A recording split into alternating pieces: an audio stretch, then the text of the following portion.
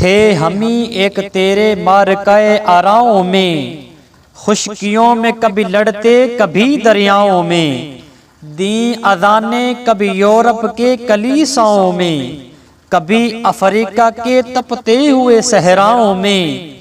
शान आंखों में न जचती थी जहांदारों की, कलमा पढ़ते थे हम छाँव में तलवारों की।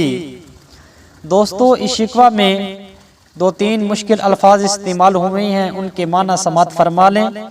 कलीसा ईसाइयों की इबादत गाह को कहते हैं और जहांदार बादशाह को कहते हैं।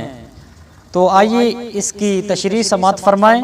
अल्लामा मोहम्मद इकबाल रहमतुल्लाह अलैह फरमाते हैं कि ए हमारे रब, तू बाखबर है कि तेरे सिपाहियों में हम ही थे जो मैदानों और दरियाओं में तेरा जिक्र बुलंद करते रहे। हमने यूरोप के गिरजा घरों में जाकर भी लोगों को तेरी तरफ बुलाया, न तपते हुए सहरा देखे और ना ही बादशाहों की शान और शौकत से मरऊब हुए। ऐ अल्लाह, हम ही तलवारों की छाँव में तेरे ना मानने वालों से मुकाबिला किया, ताकि तेरी अजमत और तेरी तौहीद का जो झंडा है वो बुलंद हो जाए।